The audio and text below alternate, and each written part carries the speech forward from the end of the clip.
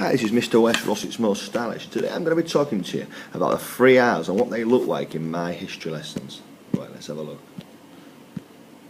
Well, okay, so the 3 R's in history, what do they look like? Well, let's start with responsible. Okay, now first of all, I've got here, I always tell Mr. West when I don't understand. People who just sit there not understanding are irresponsible. Clearly telling me is a step in the right direction, because that means that I'm aware and hopefully we can work together. But perhaps there's a further step from that as well, to say, well, actually, as a last resort, I'll tell Mr. West I don't understand, and perhaps I've got some other things up my sleeve. I'm going to look back through the worksheets or the different things, the textbooks, and see if I can work it out for myself first. But if not, I will always tell Mr. West if I don't understand.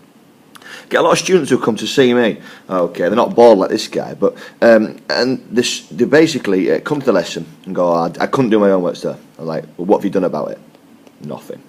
Clearly that's a massive issue, alright? Now, again, if I don't understand how to complete my own work, I'll go and see Mr. West at least a day before the deadline, or any piece of work. Or, maybe I'm going to do something at home, I'm going to have a look on a wiki or whatever, but I'm going to do something to make sure that I do understand it, and maybe as a last resort I'm going to go bored and go knock on the junior block office, which is actually a little bit better nick than that. Okay, definitely. Okay, I know what type of learning activity I'm good at. When I'm given a choice, I always try to learn the way that suits me. A responsible person knows the different learning styles, knows what they're good at, okay? And when they're given a choice, wants to apply it. Yeah, definitely, okay? Good at working with others, and I can understand I can help others in my class. I understand that helping others improves my understanding. If you've got to teach something to somebody, you understand it a lot better, and a responsible person takes it on board, and if they can do that, they're going to get better. Now, and this links into our next R, reflective, okay? I can plan my essays, or if you need year 7, whatever work you're doing, year 8, GCSE, A-level, I can plan my essays to ensure I make the most of the time which I have to produce an answer that will be as good as it can be. Irresponsible people do not plan what they want to do. Responsible people do, okay? That's a general point, but in terms of a history essay or an assessment in year 7 and 8 or whatever, you've got to plan what you're going to do. Okay, let's have a look at the next one then, reflective, okay? Now then, this is definitely from the lower school can see this, but it's a key point. I can show Mr. West that I've understood the AFL targets he's given me by adding to my work and completing what to do next target. And this thing here that you can see, alright, obviously looks familiar to year 7 and year 8. Because it's a way of showing me that you've actually understood the target and you can do something to prove that's right. Clearly at all levels you want to not just say, well, there's my target, I've written it down, but what have you done to prove that you understood it? Okay. What have you done to prove that you understood it? Yeah. Okay. Let's have a look at our next one then. Reflective. Okay. I can watch Mr. At Westylish exam feedback videos and see which targets apply to my work. You've got to watch them through.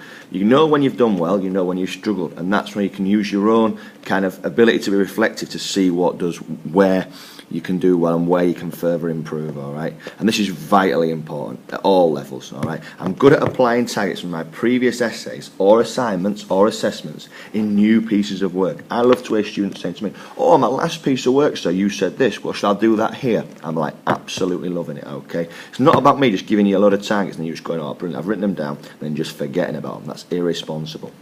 Okay, this next one leads into our last R, resilient, okay? I always want to learn how to get a better mark in my exam questions and essays, alright? Or in any assessment that you're going to do.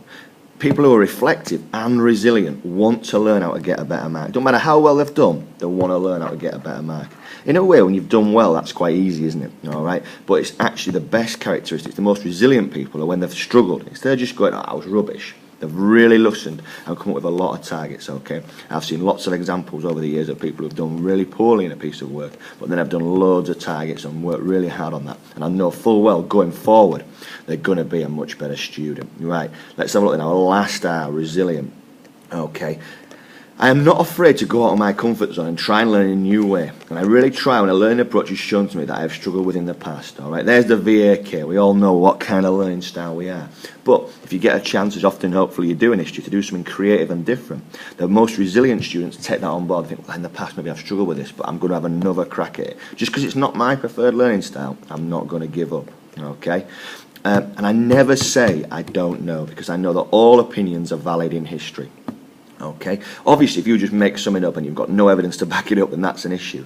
But I don't like it when people say, oh, I don't know. Alright, it's better if they've got that grammar where they've actually managed to put the rest of the speech marks in. But anyway, because I know that all opinions are valid in history, and I'm always going to have something to say. Alright, and the best students get an opinion out there. They listen to what other people have got to say, who maybe don't agree with them, and think, well, maybe actually I should just be a little bit resilient there and just reform my opinion, definitely. Okay, and if I don't quite get something correct, I try to use what Mr. West is saying to help me, and I try again. Often if there's a question in the class, I'm asking someone something, they don't quite get it, I'm able to offer a little bit more advice. Now some students will shut down then and say, well, no, I don't know it. Other students, the better, the more resilient students will say, actually, I see what you're saying. Well, what about this then, say? Is this a better option, or is this a better answer?